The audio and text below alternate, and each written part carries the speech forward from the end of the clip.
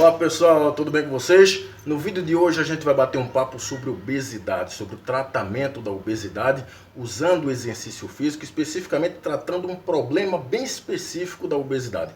Mas antes de eu começar a conversar sobre esse assunto com vocês, deixa eu dar aquele meu velho golinho na água para poder me acalmar, ficar tranquilo e a gente começar a conversar sobre esse assunto.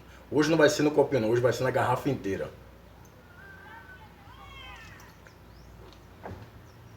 Dar aquele golinho só para me acalmar, quebrar aquele gelo e começar a conversar sobre esse assunto. Veja, quando a gente fala em obesidade, quando a gente fala em tratamento da obesidade, usando estratégias farmacológicas, estratégias dietéticas ou relacionadas ao exercício, ou qualquer outra forma de intervenção para tratamento da obesidade, a primeira coisa que as pessoas imaginam é a perda de peso, a perda de gordura.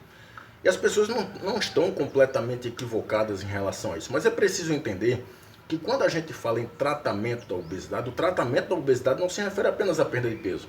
Não se refere apenas à perda de gordura, mas tratar qualquer alteração ou quaisquer alterações provocadas pela obesidade. E dentre os vários problemas ocasionados pela obesidade, um deles é a baixa aptidão musculoesquelética. Eu vou simplificar esse termo. Um dos problemas ocasionados pela obesidade é a baixa aptidão muscular, ou seja, a baixa capacidade de produzir força, a baixa resistência muscular localizada, a baixa flexibilidade que tem a ver com mobilidade. E à primeira vista, eu falando isso para você, à primeira vista você pode imaginar o seguinte: não, mas ter uma baixa aptidão muscular não é necessariamente um problema sério. Realmente não é um problema sério.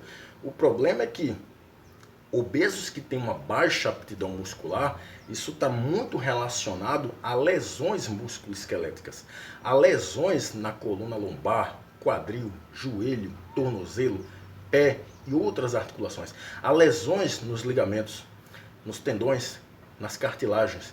Isso pode promover, isso pode provocar problemas na sua locomoção, na sua capacidade de se locomover, de andar, de realizar atividades da vida diária, o que inevitavelmente compromete a sua qualidade de vida. Portanto, promover intervenções no sentido de aumentar a aptidão muscular de obesos é muito importante.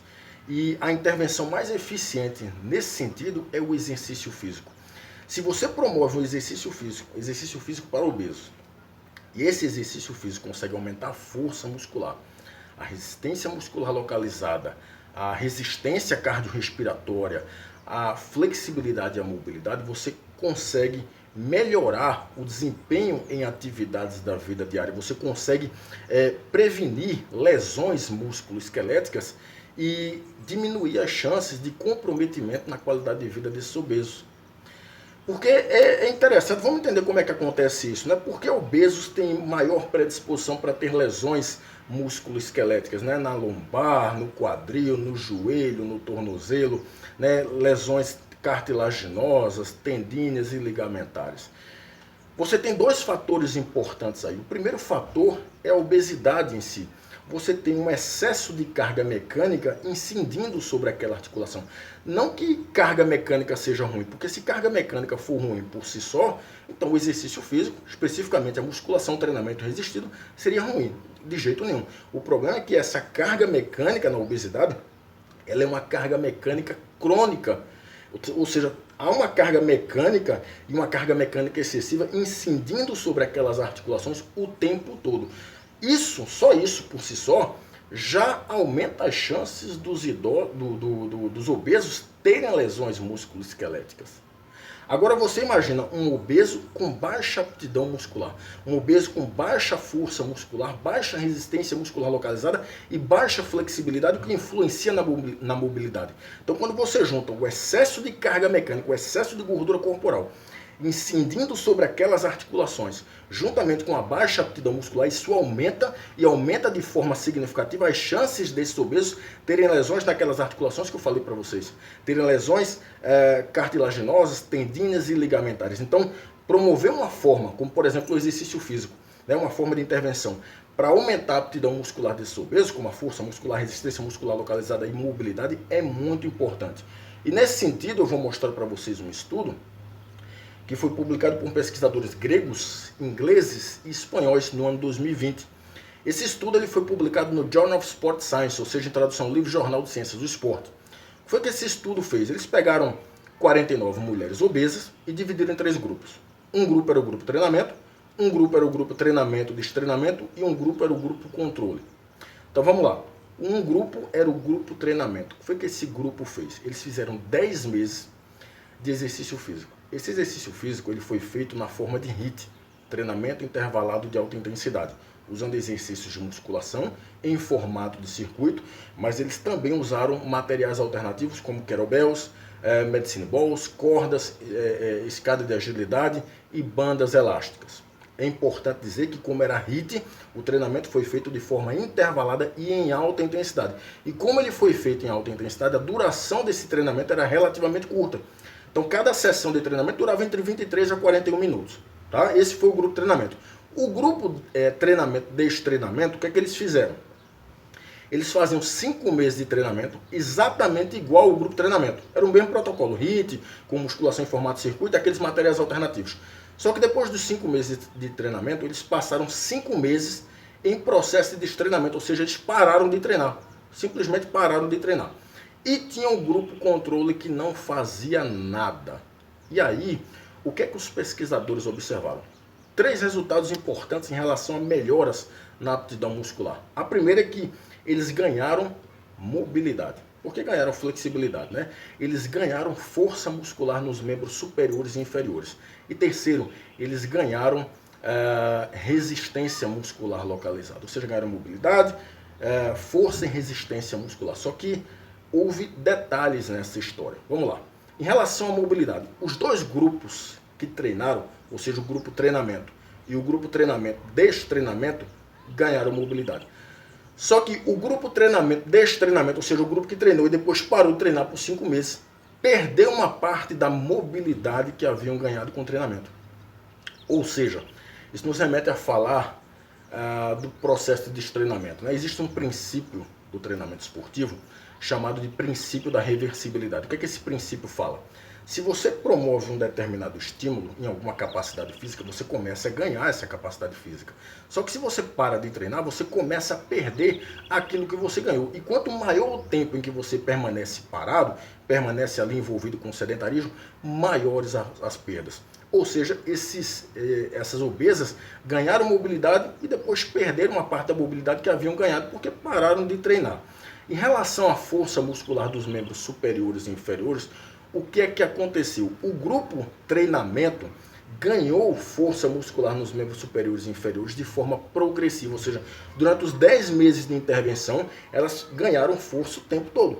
Só que as obesas que treinaram só durante 5 meses, depois pararam, o que é que aconteceu? Elas ganharam força dos membros superiores e inferiores durante os 5 meses de treinamento e quando elas pararam, aconteceu uma coisa que surpreendeu os autores. Ao invés dessas obesas perderem força, elas estabilizaram.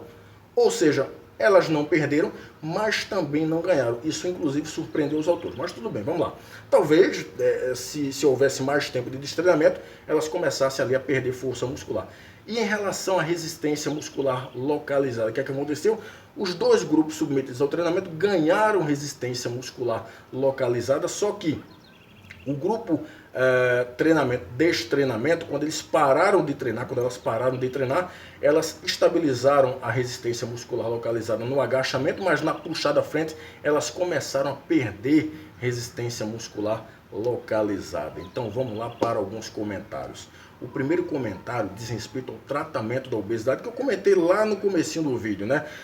Quando a gente fala em tratamento da obesidade, é preciso entender que tratar a obesidade não significa apenas perder peso ou perder gordura corporal, mas tratar qualquer problema ou quaisquer problemas ocasionados pela obesidade, e um desses problemas é a baixa aptidão muscular. Portanto, se você promove uma forma de intervenção, como por exemplo o exercício físico, realizado de forma intervalada em alta intensidade, para aumentar a aptidão muscular, e essa aptidão muscular é aumentada, você melhora a qualidade de vida dos obesos. Por quê? Porque você diminui as chances de lesões musculoesqueléticas que podem comprometer a capacidade de mobilidade desses obesos, a capacidade de caminhar, de se locomover de forma eficiente, de realizar atividades da vida diária. O segundo ponto diz respeito ao destreinamento.